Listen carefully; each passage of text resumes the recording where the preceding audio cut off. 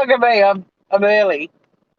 Look at me, I'm early too. I said 7 a.m. and it's 6:56. Go us, armchair detective M15. And good morning from a very pretty but fresh Tasmanian morning, 5 degrees Celsius. But look at that blue sky. And there's snow on the mountain. It snowed a couple of days ago. It's been a little bit, but we're looking at 23 degrees Celsius tomorrow. So typical Tassie. Hi, Morgan. Hi, Scout Inquirer. So a story broke very late last night, which I regret not going live even for 10 minutes about, because as some of you know, of course I'm following the Gabby Petito case, and obviously Brian Laundrie remains on the run, so to speak. But a lot of you have probably heard, there's going to be a bit of noise in my car. I don't know if you'll hear it or not, but yeah, snowman. That's Tassie for you. But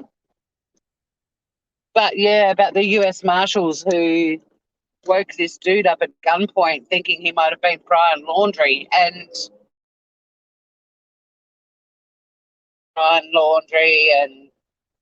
protesting outside the family's house. But as you guys know, I always try to. Sounds good now? Did I have bad sound? Huh. We are in the. I better give my windscreen a bit of a clean. We are in the in a regional area, as you would know, Morgan. But I hope my sound's okay. Anyway, so yeah, this dude Severin Beckworth and his girlfriend Anna. I didn't know her name, but I was quickly reading it as I raced out the door. Were in a hotel on the Appalachian Trail, and US Marshals bursted into their room and pretty much. Oh, no, sorry. Yeah, I did too. God, this is me in the morning. Brain racing a mile a minute.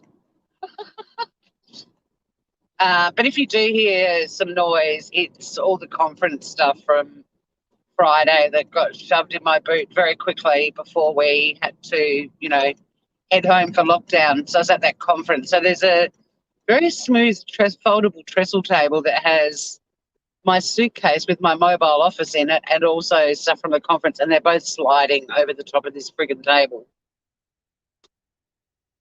I didn't think to grab a picnic blanket to put over the top of it to stop the sliding.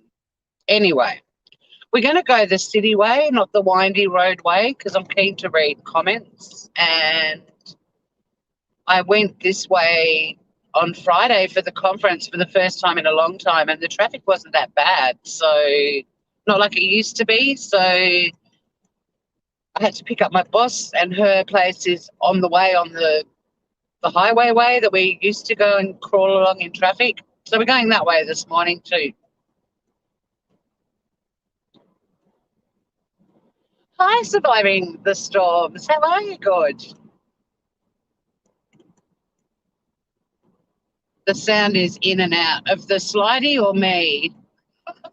I'm actually going to drop out in a minute because I live in a very small coastal community surviving the storms. I'm down on a beautiful surf beach, and it will drop out in a minute, but it'll come back. And the quality will improve the closer I get to Hobart, the capital city of Tasmania, where I'm heading for work today. No plans, no brains. Hi, Francesca. Hi to anyone coming in. So, yeah, I'm fascinated with the case. Really, the main focus for me is will Gabby's horrible death and totally unnecessary death bring about massive changes in domestic violence cases in America in terms of how police process people, You know, if a domestic violence incident's reported, both parties need to be treated equally in terms of uh, saying they both need to be separated and given an opportunity to tell their version and away from too.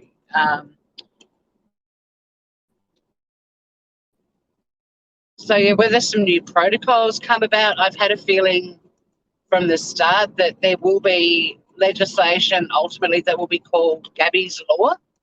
I've had that vibe for a very long time. And I think it'll improve the way people are processed when somebody phones in a domestic violence incident. And I'm particularly interested in it, unfortunately, because Australia has a horrific domestic violence. I don't want to say cultural because it's certainly not cultural for the majority of us, but the statistics in Australia for domestic violence are horrific. And for the last 3 or 4 years, there's been a national, they now call it family violence plan put in place, which is bringing about change, but it's still, nowhere near perfect. It's never going to be. Um, well, yes, surviving the storms, but I don't think Gabby should have been left in the van. Firstly, she didn't like driving it. And secondly, it's not a very secure, or it's not a, I don't think she would have really liked being left on her own in the van when she's been travelling around the country with her partner in it. Put him in the friggin' van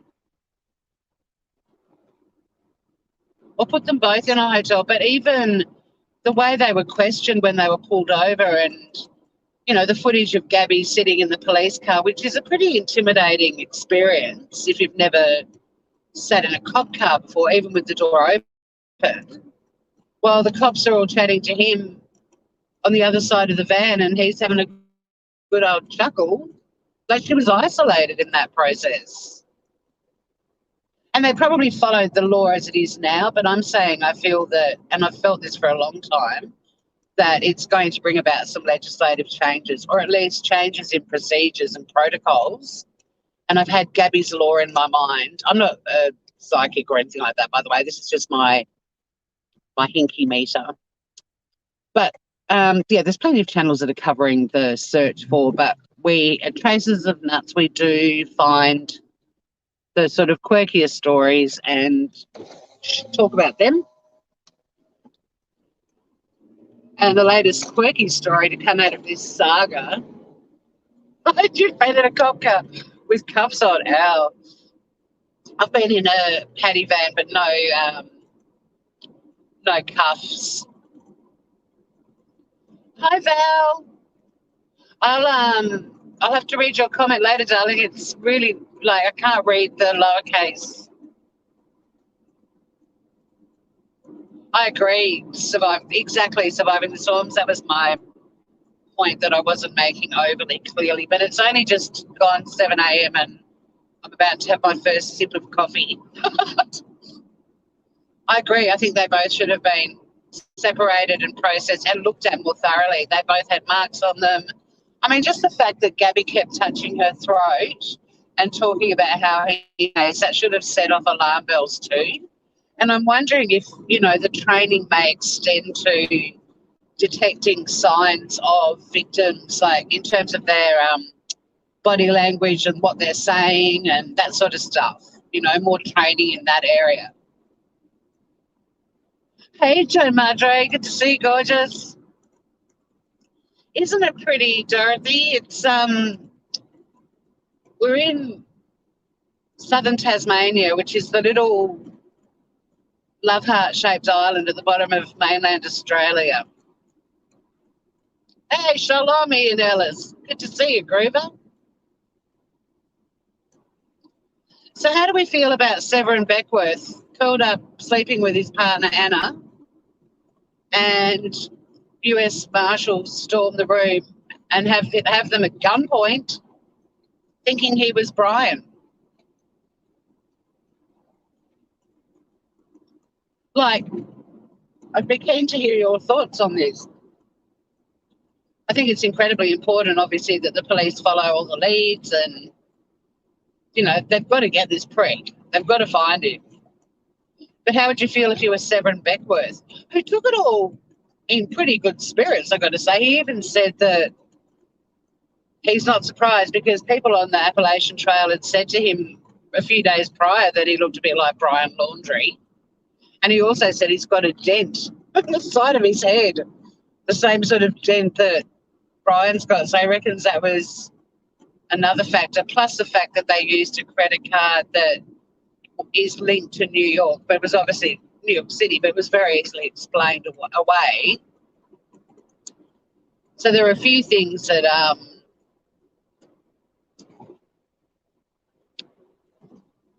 he could see why they thought it was possible. But Severin Beckworth's a very fit-looking dude, and Brian Laundrie, pretty scrawny before before he ran away. And unless he's sitting in some house somewhere being force-fed food daily, if he's out in the wild surviving on grubs and moss and mushrooms or whatever, he's going to be even scrawnier, right? Hey, Michelle P. It is a chat's flying and I won't be able to scroll back to see your comments. So please feel free to repeat whatever you've asked or said because we're going to be crawling in traffic soon and I'll be able to read your comments. But yeah, I mean, obviously the FBI have to chase leads and so on, but this whole kicking the door in, waking up with a gun pointing at your stuff, is that a bit extreme? Like, if they knew for a fact it was Brian Laundrie, I think that would be warranted. But if they're not 100% sure, maybe knock on the door and have a little chat with Severin Beckworth, right? I mean, if you've got 3 cops standing in a doorway, knock on the door and someone opens the door, they're not really going to be able to run anywhere. So you need to kick the door in. I don't know if they kicked the door in. That could be me embellishing. But they woke up with guns pointed at them.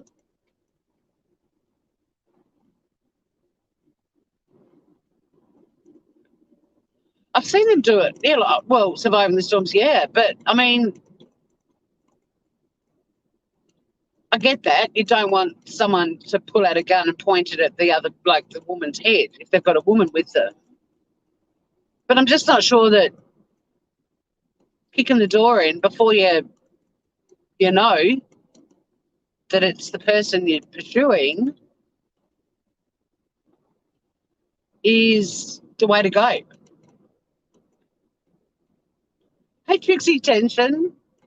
Well, we're just doing a drive-in and I thought I'd go live because of the story that broke. It broke here quite late last night and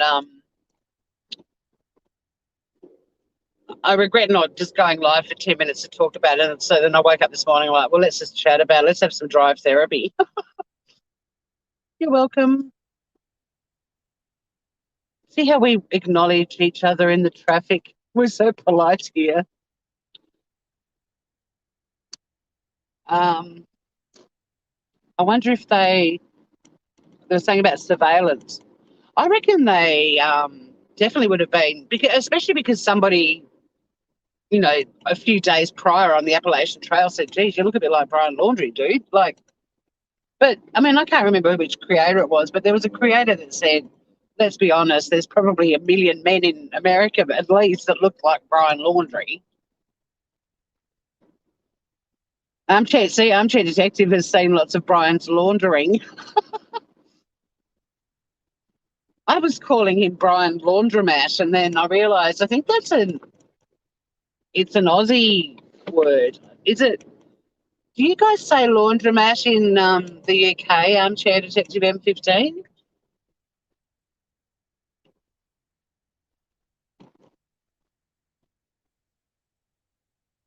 So, yeah, poor dude and his girlfriend, Anna, poor Severin Beckworth and his girlfriend, Anna, get woken in the middle of the night. Put your arms in the air like you just don't care. Oops, not Brian. Oh, you do use a laundromat. Oh, cool. think it's a really beautiful word from the 60s. I'm so glad countries have kept it because I love it. And if you drive past a laundromat here and it's still sort of in its original 60s kind of, the logos on the front and all that sort of stuff, the typeface that they've used for the signs and everything, it's just fun. You're going to see snow groovers. Yeah, I think, unfortunately, I think Chris Watts and Brian have similar heads, which I call the squash football head, or the partially deflated football. Peanut head is another way. Oh, I love that movie, Francesca. I'm going a bit retro and watching some movies of days gone by, and I'm going to add that to the list. I loved My Beautiful Laundrette. Okay, so the traffic isn't as free-flowing as it was on Friday, but that's all right. It's currently 3 degrees Celsius. Should I have gone the country road? Wait, no, we'll be right. We'll stick with it. Oh, Chris Watts was boring as fuck. God, he had the personality of I was going to say a nit, but even a nit's got a more vibrant personality than him. He had the personality of a house brick. God, he was boring as fuck. And I don't know what kind of inner strength people have to find to even consider taking somebody's life, let alone doing it and doing it to multiple people. But he was such a wimp. Such a mummy's boy. Ugh. And this Brian Laundromat, no different. Participation ribbon Brian Laundry for sure.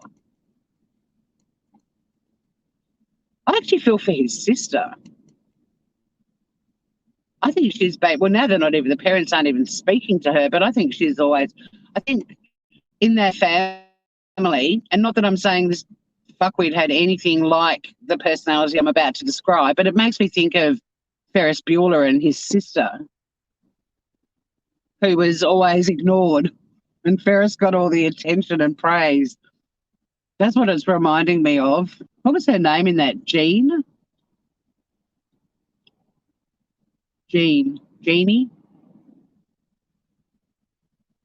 Housebreak personality. I think Brian acted out of rate. He certainly would have. I mean, it's such a violent, horrible way to end somebody's life. And then he would have absolutely flipped the fuck out, I reckon. I don't think he would have been calm as a cucumber like creepy Chris Watts was on the porch, which is why he's on the run. See, what if here's the theory. And I'm no fan of the laundry parents and what they've been up to, but I like playing devil's avocado. So what if Brian returns home in the van and says, Gabby and I had a massive fight, we've broken up, and she doesn't like driving the van, so I've driven the van and she's flying home to her parents in New York City.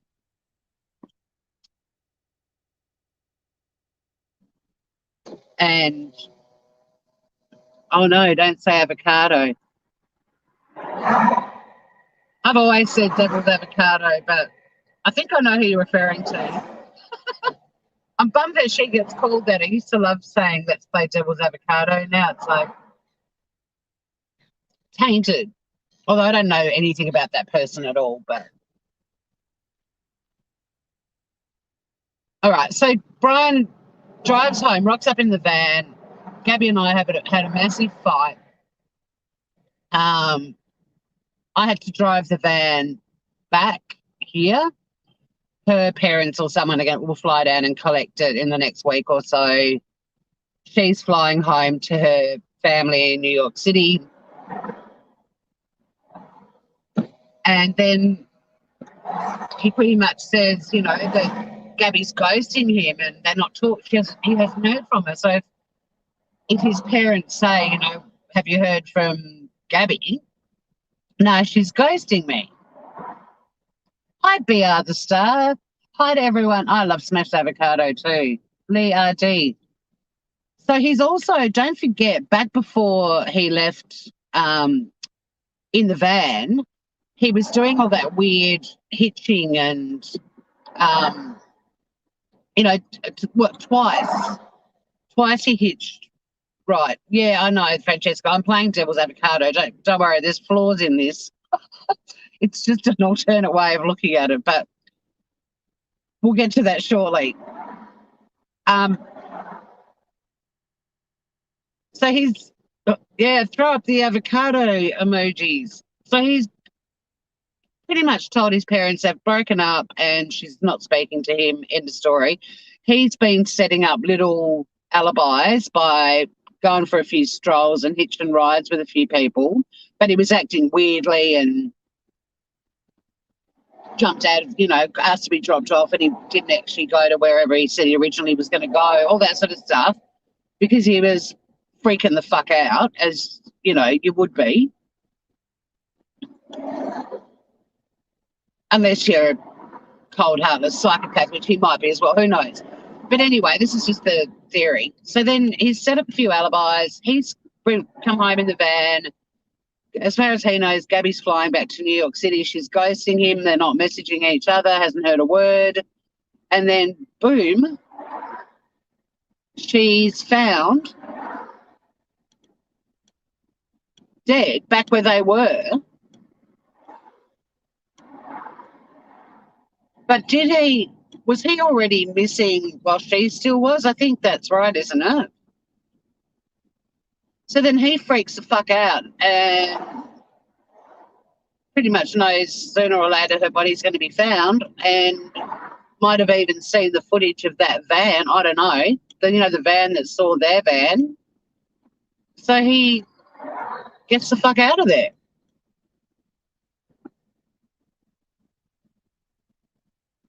And the whole time the laundry's oblivious. But the problem with this theory, as pointed out by Francesca, is why weren't they returning Gabby's parents' phone calls? And also just the way that they've behaved in recent weeks. But is that possibly what was going through his head? Like that was his plan and he didn't actually tell them what really happened?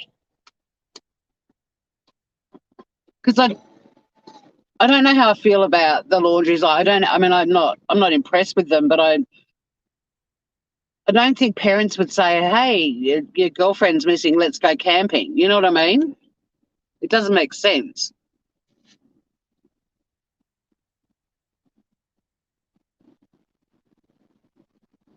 I mean, what if they didn't know and now they've got the friggin' protesters, including Molly Golightly, out the front? Maybe the doing the gardening is their mental health. I don't know, but it's just a thought. From the devil's avocado, I'm quite happy to go back to, I think it's possible he lied to Scout. Because while we're looking on and listening to commentators, watching the laundries like hawks and criticising every move. Now, obviously, there's a lot of things wrong with this theory, like the lawyering up, the not speaking to her parents. But the lawyering up part of it is, what if he's like, I swear to God, I didn't do anything to her. Somebody's hurt her. And I was with her. I mean, I was her fiance. We were traveling together. I've come back on my own in the van. But, Mum and Dad, we broke up. She was flying home. People are gonna think it was me. Does that explain the lawyering up?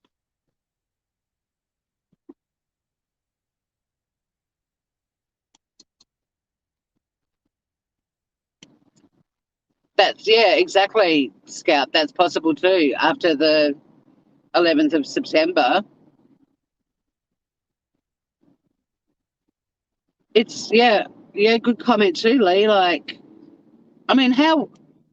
how would you act if you were the parents of a suspected murderer and it's your son, right? And you're in as much shock as everybody else, and you've got all these people, crazy lunatics, ranting out the front of your house, you know, trespassing. I loved Molly go lightly going, oh, I didn't know, I'm from Hershey. The laws of trespass are pretty consistent the world over. I think that's one law that we can all agree is pretty consistent the world over.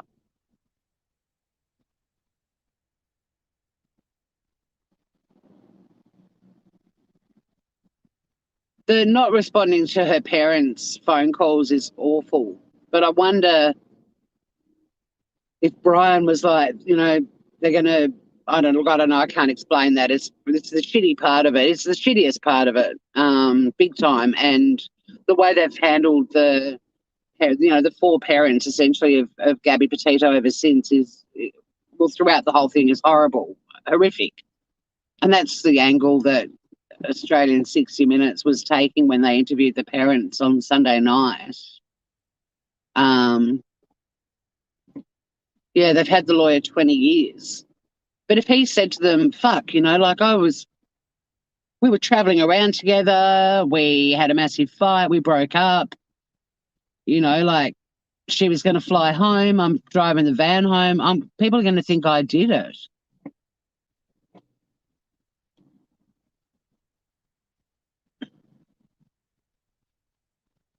But we don't know that they're not concerned, armchair detective. They reported him missing, so... And this is me being devil's avocado. But I like seeing things from different angles. Well, no, they don't seem to be, Francesca, but if you're... how do we know they're not concerned about his whereabouts? I reckon they would be. But it's now got to the point that she's been found. It was declared very quickly a homicide. Then the autopsy confirmed that she was murdered. And Brian might have been a mega bullshitter his whole life, and they're just like, holy fuck.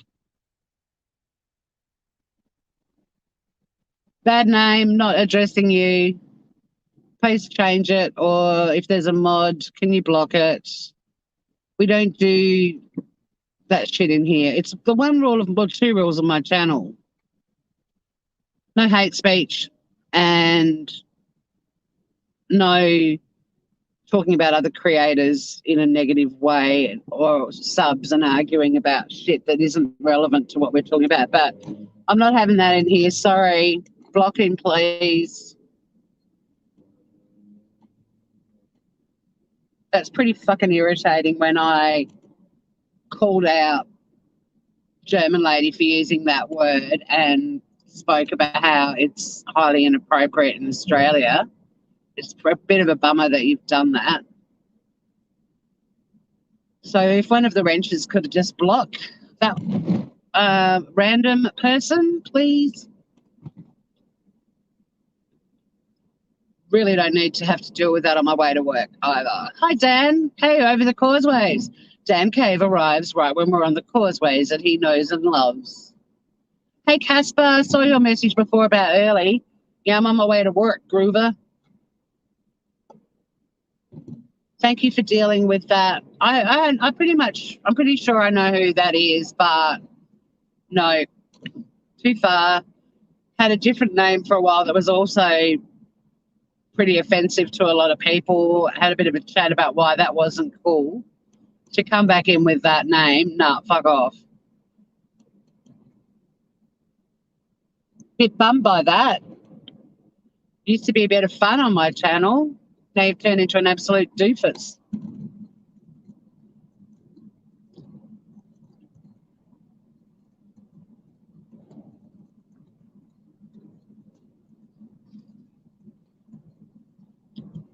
I'll check the block list for the next few weeks and see if you've had the sense to change your name. But if not,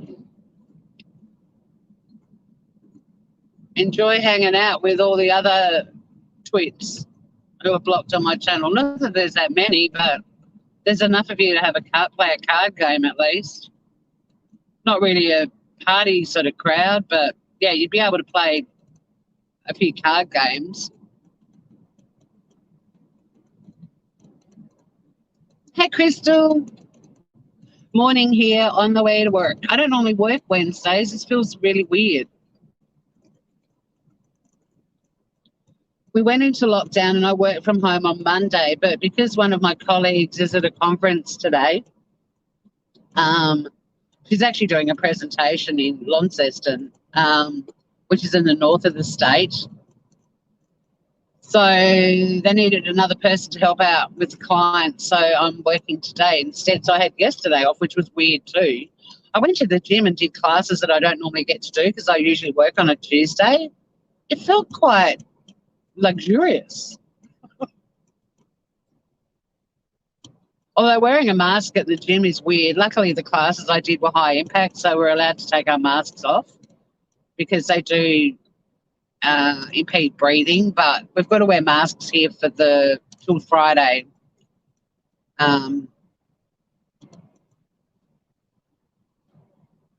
Which is a major adjustment for this island because we've never had to wear them before unless we were in the northwest when we had a cluster last year. Or if you've travelled, you've needed to wear a mask. But other than that, we've never had to wear masks because we haven't had any cases here. So quite a few people are learning how restrictive that can be. It's really funny. My friends who have been in lockdowns for so long, they actually feel naked without their masks now. And I only had to wear them once before when I travelled, so I haven't had a lot of experience in them. But we're all still like, these suck. We still have to wear masks. It sucks.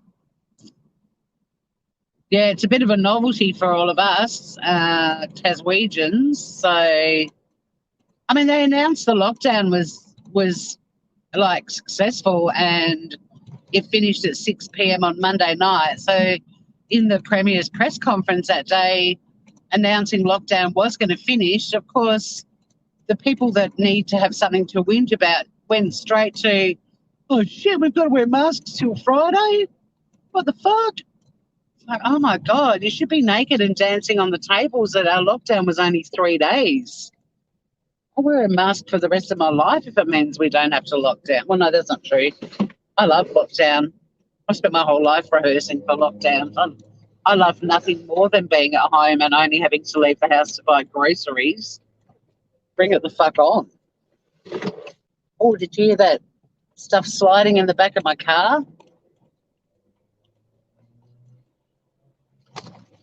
It's definitely been a quicker trip in than it used to be, but we're not at the Mornington roundabout yet, so let's not get too excited.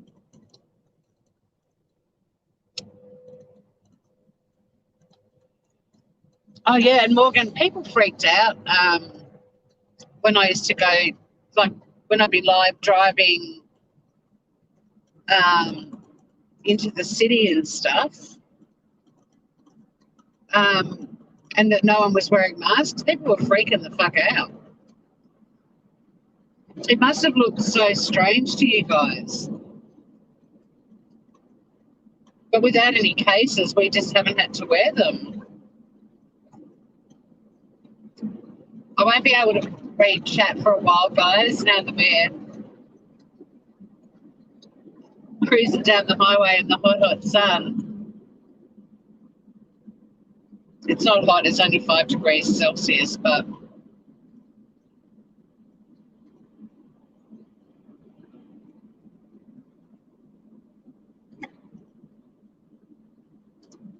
so yeah, shout out to Severin Beckworth and his girlfriend Anna for the surprise middle of the night visit they got from US Marshals, thinking that Severin may have been Brian Laundrie.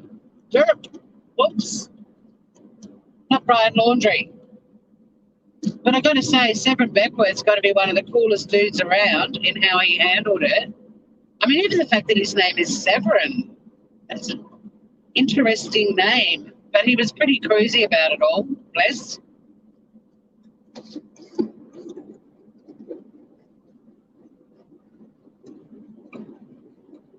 I personally think that would have been fucking terrifying.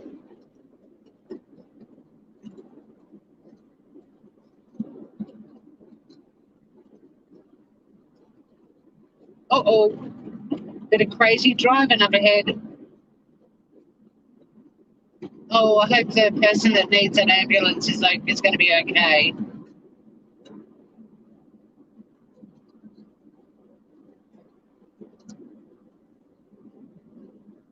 I always send a little message of love when I see an ambulance.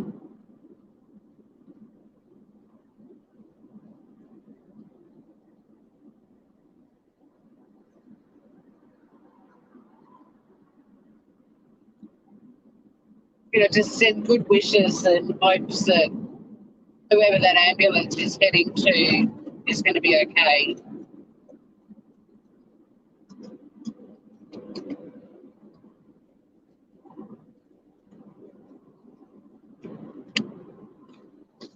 I saw a comment about not having cases. I just glanced. Yeah, I mean, we're a small island, so we had a natural moat. We kept our borders closed for a very long time, other than for essential workers and residents of Tassie, but everyone had to quarantine when they got here. Geographically, we were blessed with the perfect border, I suppose. We did have a cluster. We had the first cluster in Australia last year in about April, May, because a cruise ship disembarked in Sydney called the Ruby Princess, and there were a lot of people on that cruise ship who were COVID positive, and sadly, a lot of people died.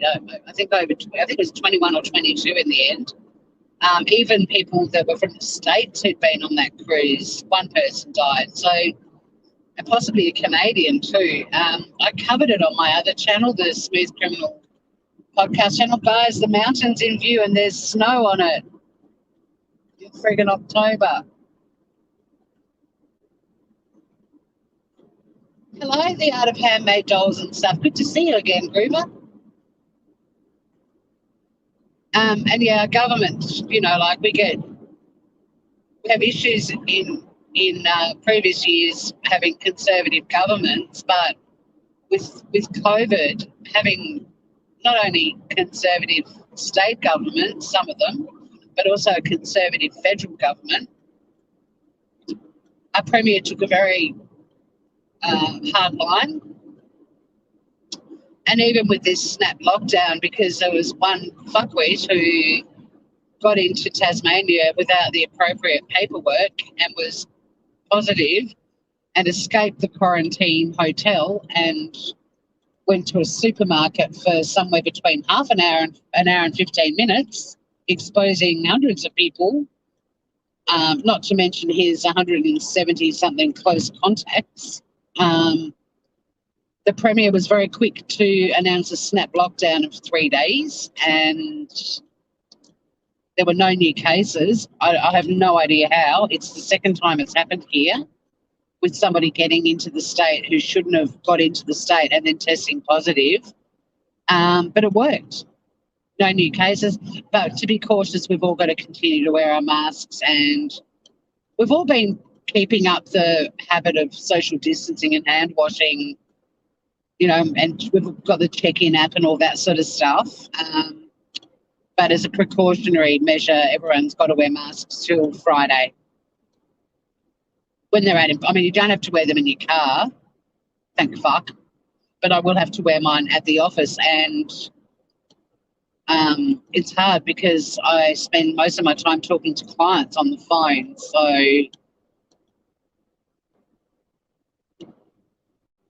yeah, it's going to be interesting. But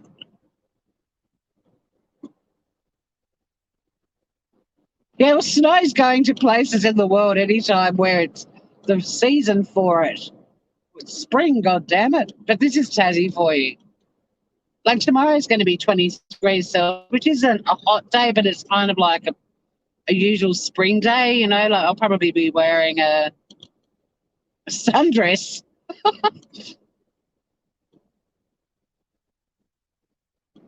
And it's a beautiful day. I mean, look at the sky and the sun's out. Like it's not, even though it's only 5 degrees on my Celsius on my dashboard thing, it's going to get to 16 today. So it's not like a really cold day. But yeah, we've got snow up on the mountain. Thank you, Scout Champion Link Dropper. I keep thinking, shit, I haven't put any more episodes of the Soft Six up on Smooth Criminal and haven't done any cooking for ages. I'm about to go keto though. I'm doing keto for about 2 months. I don't know if kick it off on Monday, but it's actually low carb. It's not keto. I can't do 100% keto. I like crunchy food, and keto, even though I found a few recipes that had sort of crunchy elements to them, I like crunchy with every meal I have. And I really struggled with that keto. I mean, I made salads. Actually, I'll go this line. I made salads with a bit of crunch, but you can't have like carrots and celery and radishes. And that's the sort of crunch I like. So, yeah, I don't know if people will be interested in what I'm cooking.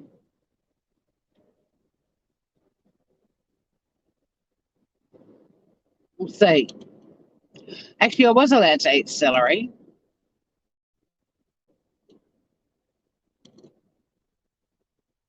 There's celery in a tuna casserole. It sounds weird, but it's really yummy.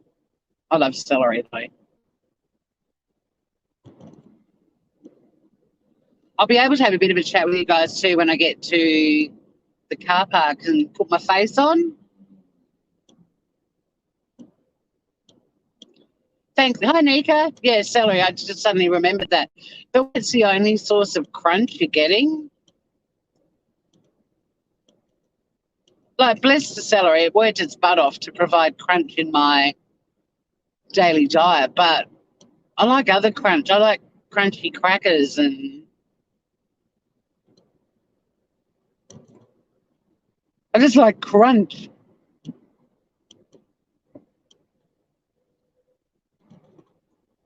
But yeah, I will read chat a bit.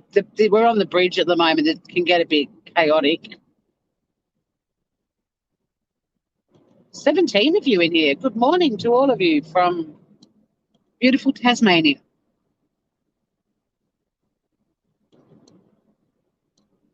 Like we've got biscuits here. Oh shit, wait a minute. So biscuits here are what you guys call cookies, but we have savoury and sweet. But there's a brand of biscuits here, or there's a whole range called Shapes, and they're really, really super crunchy. And I love the pizza shapes and I love the barbecue shapes, but I do like crunch.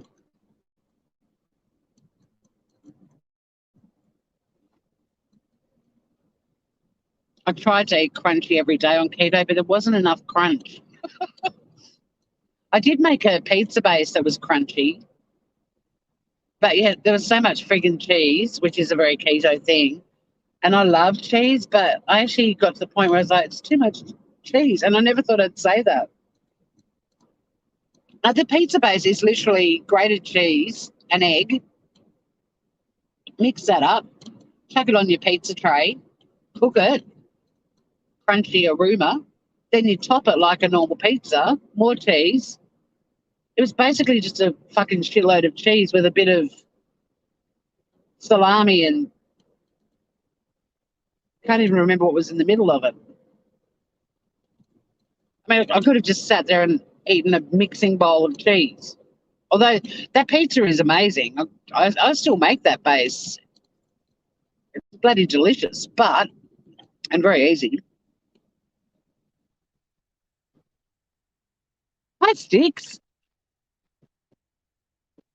You make cheese chips, but you're over it, yes.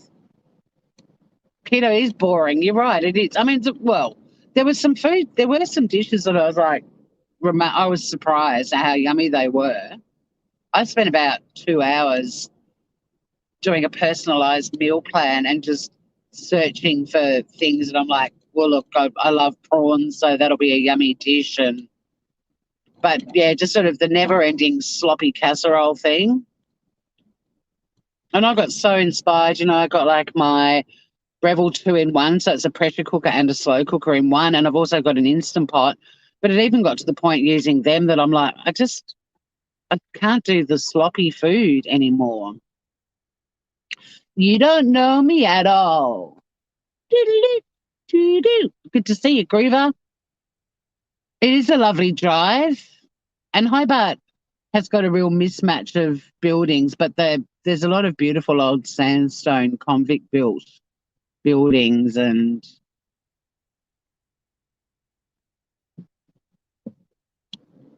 and it's a harbour city. You won't see the harbour, even though it's literally to the left. You may see a bit of it, but look to the left of the screen to see if you can see all the boats, and because we're about to be in the docks area. But so a big shout out to Severin Beckworth for being an absolute groover after US Marshals kicked the door in and woke him and his girlfriend Anna up at gunpoint thinking he was Brian Laundrie. And he was like, oh, look, I can see why they thought it might have been me. Someone on the Appalachian Trail said the other day I look like Brian Laundrie. And I do have the same dent in my head that Brian Laundrie's got.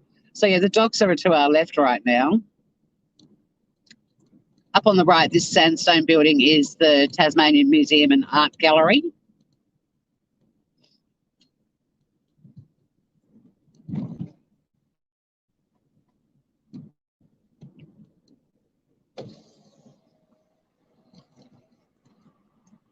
And for the first time ever, you guys are going to be bits of Hobart wearing masks.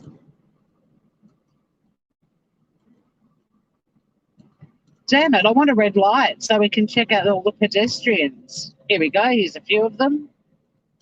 Mask. I mean, we haven't had absolutely no one wearing masks because we have a lot of international students here, and a lot of the international students from Asian countries were wearing masks long before COVID-19 because they wear them in their own countries as well. Plus, anyone who's travelled and come back like I did in an area where there was COVID has had to wear a mask. But for everyone to be wearing masks, this is a bit of a novelty. Far out, I'm in town earlier than going the long way. I mean, the country way. What used to be the quicker way. We're in Tasmania, which is the little island at the bottom of mainland Australia. Yeah, the sky's incredible today.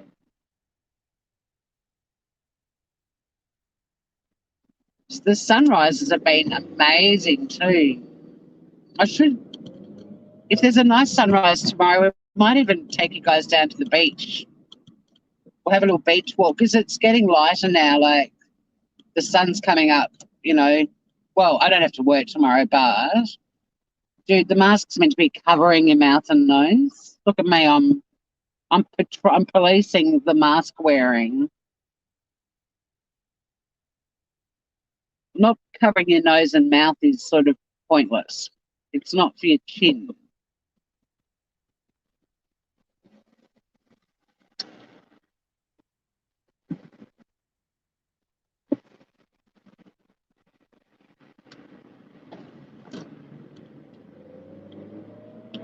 I haven't seen any really fashionable ones, which is disappointing. I went out of my way to purchase fashionable. Oh, there's a fashionable floral. Nice. There's a no masker, but he's having a cigarette, so it's really hard to smoke with a mask on. There was a dude in a fashionable mask just back there too, a floral one, and he looked like a government worker, like really straight, conservative kind of dark guy, and he had this really pretty floral mask. I bet his wife bought it for him as a joke. He's like, Can you grab me a mask? She's like, no worries, Gavin. She buys him a floral one.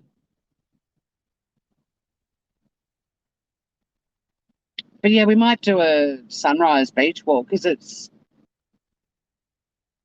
they've been stunning. That cold air just adds to the. Oh man, the gate that I normally go out of is locked. I have to walk the long way. I've got so much shit to unload from my car today. Let me think.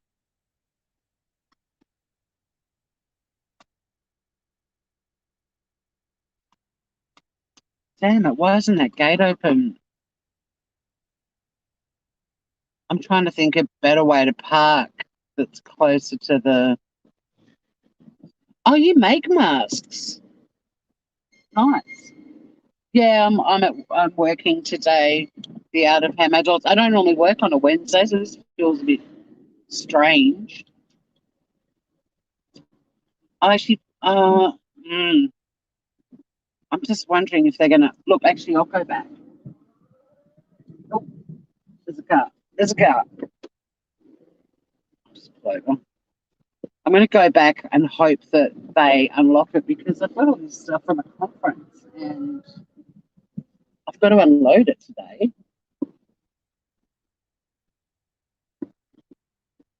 And the gate that I'm talking about is literally, it opens out onto a little pathway along the Hobart Waterway that, not waterway, rivulet, but it's right near my building where I work.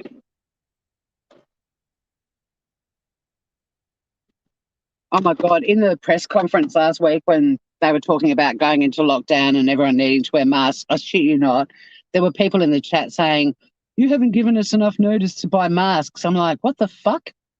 This was declared a global pandemic in March last year, and every shop has had masks at the checkout, and there's bloody masks in every kind of business to buy. How is it that since March last year you didn't look at a mask and go, maybe I'll grab one just in case? Fucking numpties. Today my mask is navy blue and white polka dots. Right, I've got to stick my face on. First thing I've got to do is put my ticket. I know, out of home ad. It's insane. Have a good day at work. You don't know me. Thank you for dropping in, gorgeous. You don't know me at all. Doo-doo-doo, doo-doo. That's a Ben Folds song, and every time I see You Don't Know Me, I sing it. It's tradition. People are lazy and stupid.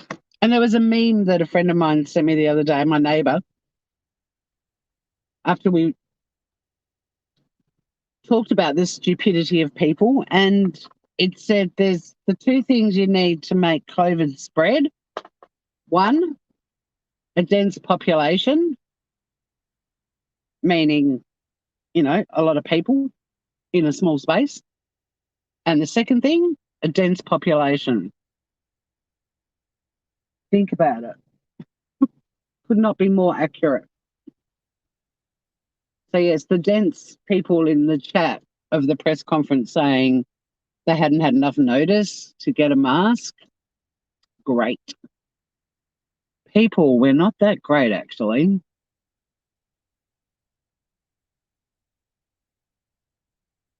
Hopefully, put the vibe out that there's a beautiful sunrise tomorrow and we'll go down on the beach and we can talk about anything. Beach therapy walks are fun. There's usually not a topic. We just chat about stuff. And because I go live from StreamYard, which isn't an app, it's a browser. You have to use your browser. But people can even jump up on the panel and chat while we're walking on the beach. It's kind of cool. It's where if anyone's got stuff they want to talk about, get off their chest, and we do it on the beach and we blow whatever is bothering us out into the surf after we talk about it, and that's it. It's done. I'll put my glasses back on in a sec. I'm just doing my foundation, although I don't even know why I'm bothering. I'm going to be wearing a freaking mask all day. I could have just done my eye makeup. Trust me, I'm not a very good makeup person. I go live without any makeup on most of the time, which I'm sure scares the fuck out of people, but I don't have any fucks to give, or very few these days.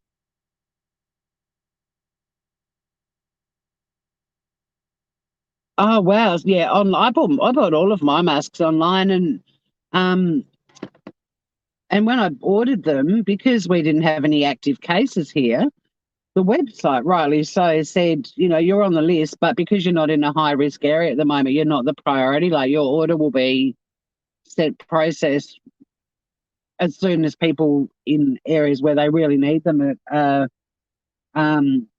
supplied first. And I was like, that's bloody brilliant. It makes perfect sense. And I think it took I bought like 4 masks, and I think it took 6 weeks for 2 of them to arrive, but we didn't have any cases. And I wasn't overly concerned at that point.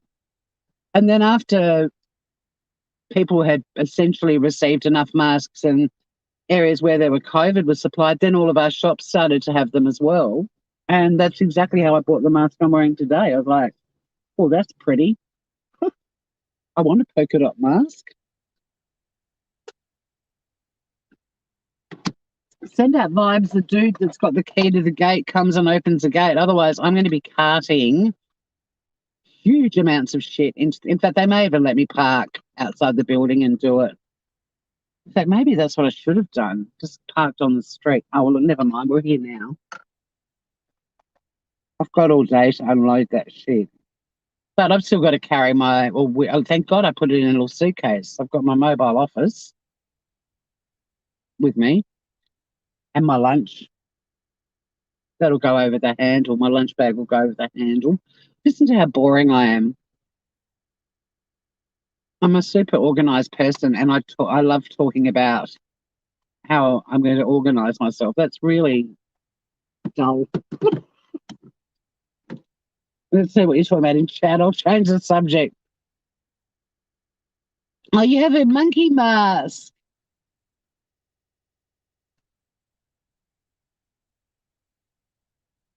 Put some winking mascara. Oh, I should have just done my eyes, because I know I'm just going to get makeup in my mask, and I'm going to have to wash it, and I won't get to wear my polka dot for another day. Damn it. I've got some beautiful. This is my spotty one. That's what I'm wearing today.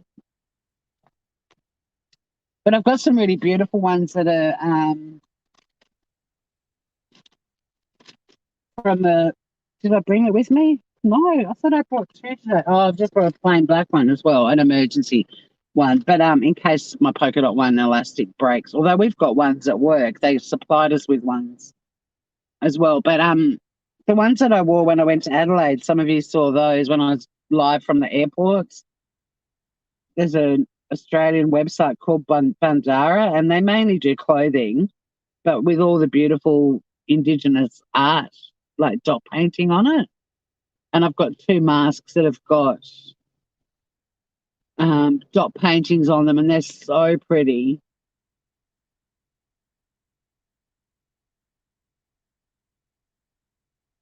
And I've also got a Hello Kitty one, because I love Hello Kitty. I couldn't resist. She's surfing. She's like a Hawaiian. She's got there's a few different Hello Kitties on it, but there's a little surfy one, and there's one in a little grass skirt with a little flower in her hair. Like a Hawaiian one. It's cute. Hello Kitty goes surfing. Just doing my eyes, and once they're done, I'll be able to read chat again. Got to pretty up the eyes when you're wearing a mask.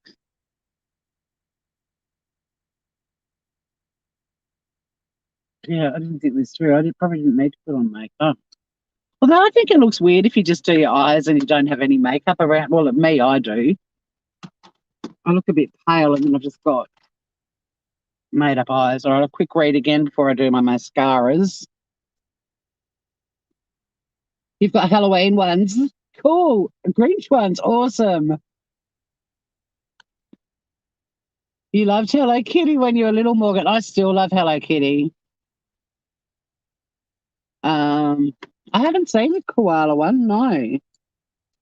I was just checking my keyring. I thought I had my Hello Kitty keyring on here, but it's on my spare keys at home. Tie dyes. I'll keep an eye out though, the out of handmade dolls and stuff. Michelle P, I've got some tie dye ones. The kids don't like them as much as the plain ones. There's some pretty awesome ones out there, I got to say. My polka dot one got a lot of compliments at the gym yesterday. I thought it was fairly plain, but I think because so many people are wearing like the hospital ones and just black or like plain black ones, that if you do rock up in a patterned one, everyone's like, wow, that's funky. Okay, mascara.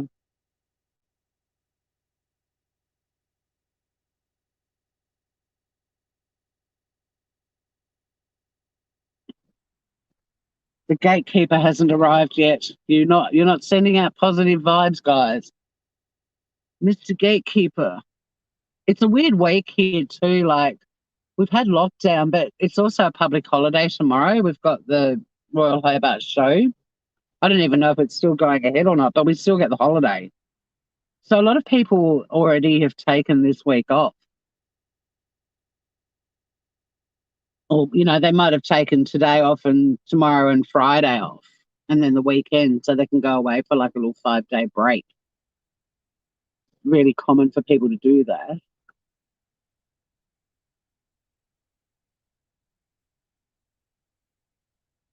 Here, so this week's usually a fairly quiet week in Tassie anyway. We'll be busy though because a lot of our clients will want to know,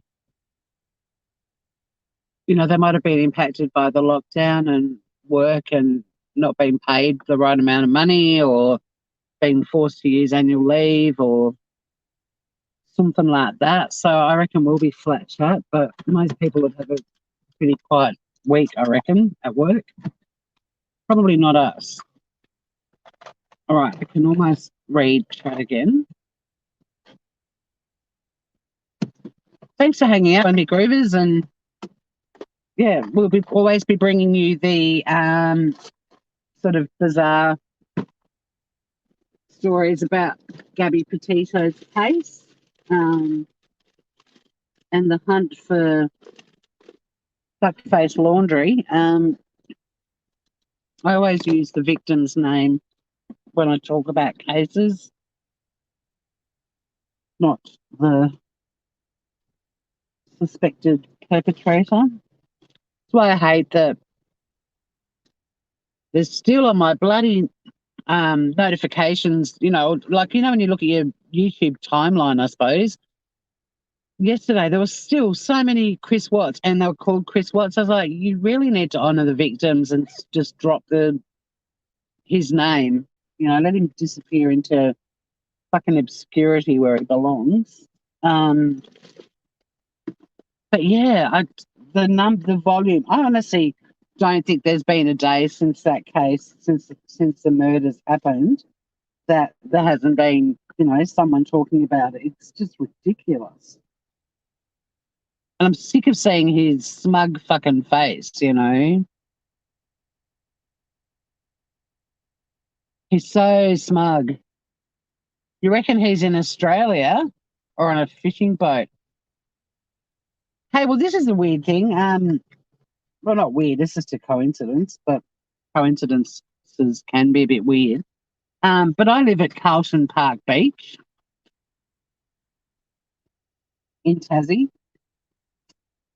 and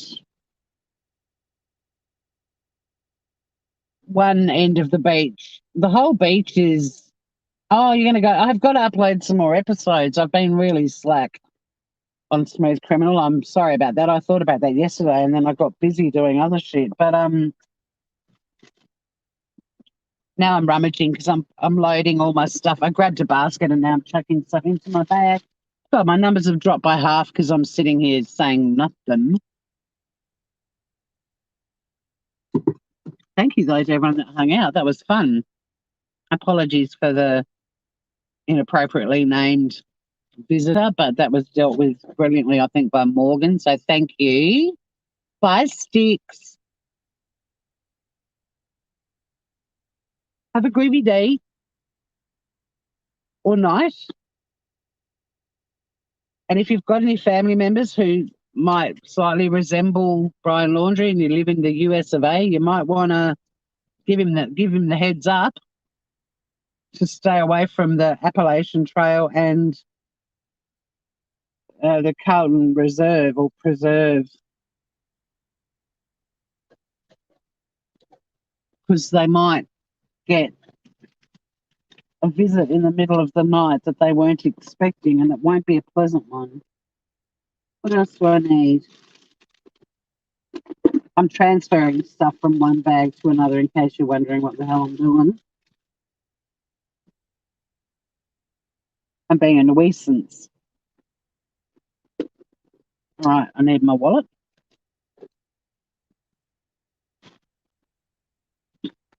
I don't need lipstick. I'm not really a lipstick kind of girl anyway. I wear bloody tinted lip balms.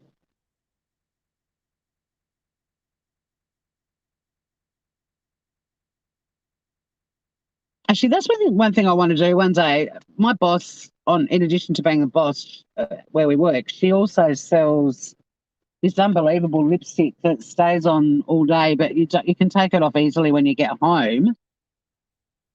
And it's sort of got like this moisturising layer that you put over the top of it. And I'm really keen to buy one, but it's sort of like in a neutral colour. And she's like, why would you get a neutral colour when, because I look better in neutrals than colours. She's like, get a red. Anyone can wear red. And I'm like, no, not anyone can wear red. And she's like, yeah, I swear. I was like, no, I look like a right little strumpet if I wear red lipstick, and I do. So she said anyone can wear red lipstick. So I want to have a panel and we all put on red lipstick because I know for a fact I look absolutely hideous. That's a good point, Morgan.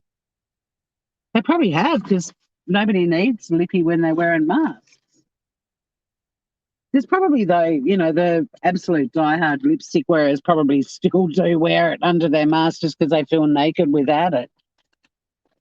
But yeah, maybe we should do a live and a panel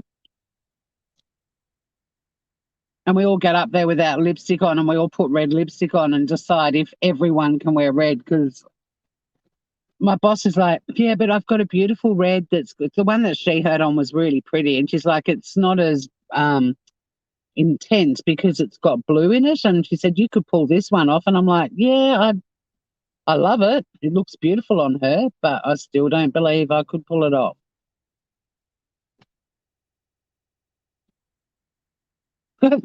I know we've all got to learn how to do stuff again that we used to do all the time. And then COVID changed the way we do so much stuff.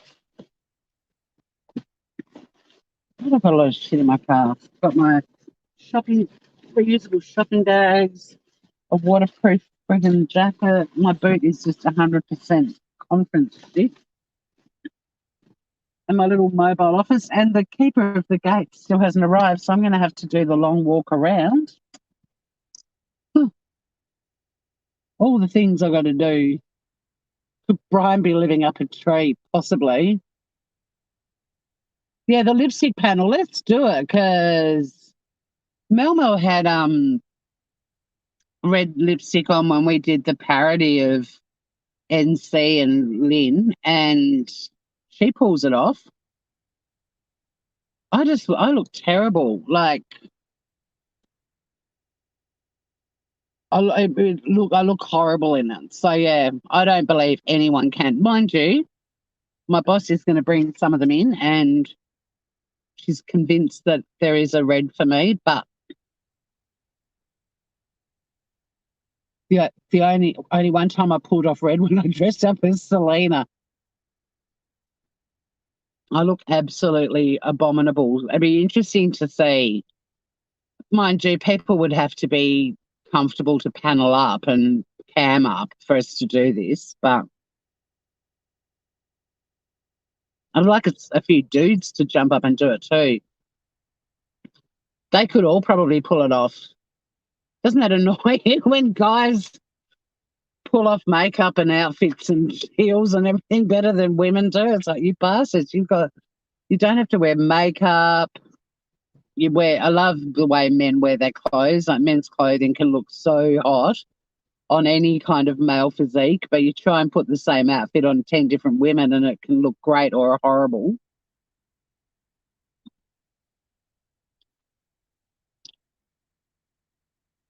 Wear black with red on top. Oh, that's almost a bit gothy. But I want us to do pure bare lips, red goes on, let's vote. And I already know that everyone will vote a thumbs down for me in red lipstick. I already know. My boss is convinced she's going to convert me. I'm convinced she hasn't got a chance in hell.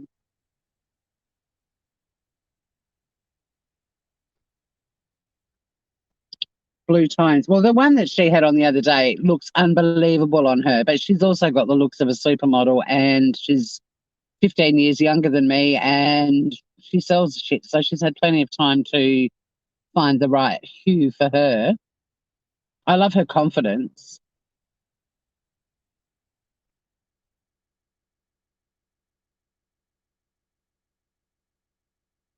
And I'm sure she's got a shade. She said there's heaps of different colours. She's just convinced that she's going to convert me to wearing reds. And I'm like, no. Can we put some on Sunny? There probably is a cat-friendly lipstick out there. It's amazing the products you can get for your animals now. She'd probably love it. Any attention that cat is happy as a pig in shit when she wants it. No, but we've got to go red, red. I've got a lipstick or like a lipstick, it's a lipstick that I got in. Did I get in a subscription box? And I got it in sometimes when you buy makeup, you get a gift with purchase. You get like a little makeup bag with bonus shit in it. And it's like red, red. We've got to go reds. We can't be cheeky and use a burgundy or a cherry or a plum or whatever.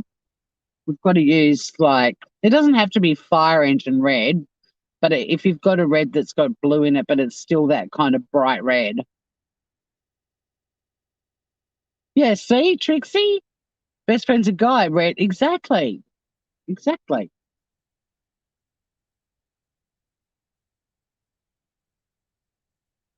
I learned about how to put makeup on from drag queens that used to work in a comedy venue. We sort of did like this what's the word?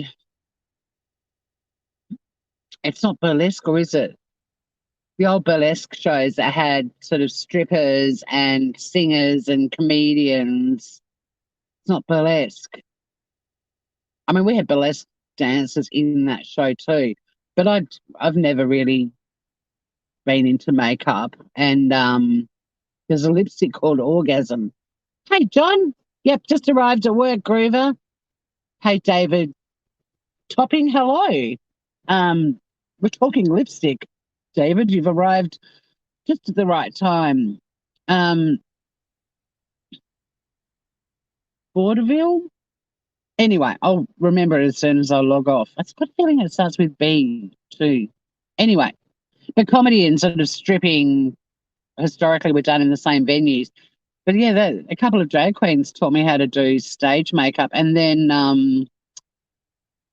I modelled for a few years, and the girl that had the modelling agency taught me to make my face look natural but bold enough for a catwalk, I guess. But I really am not that good at makeup at all.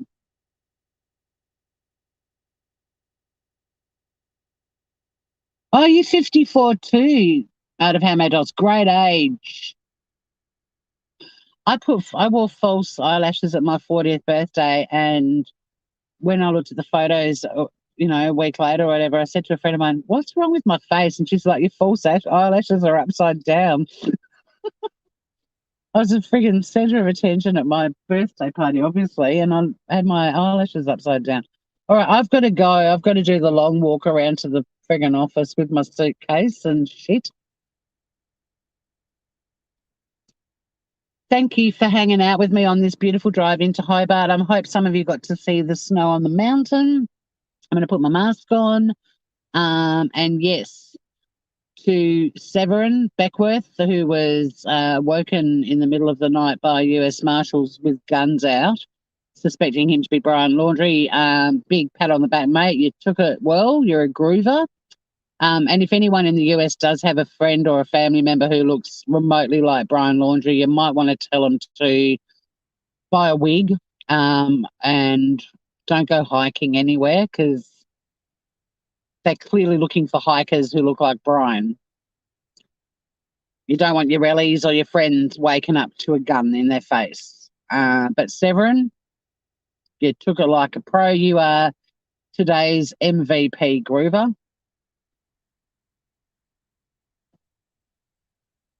And yes, put out the vibes for a nice, clear day. It's going to be warm tomorrow, so it should be a beautiful morning for us all to go and have a chat and a walk on the beach. And then I might look at doing that can everyone wear red lipstick panel on the weekend. Dreadlocks wig, yep. I'm going to work looking like a clown. I always look like a clown, armchair detective. Too late. But some sunrise beach therapy tomorrow would be lovely. I'm now applying my mask.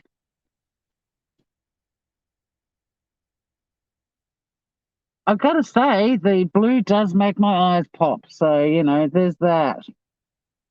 Have a good day, beautiful people, and good night wherever you are. And until next time, stay groovy, everybody. And lots of love. Thanks, Scout. I'll pass on the love to Sunny because she just doesn't get enough already. Take care, everyone. Bye for now.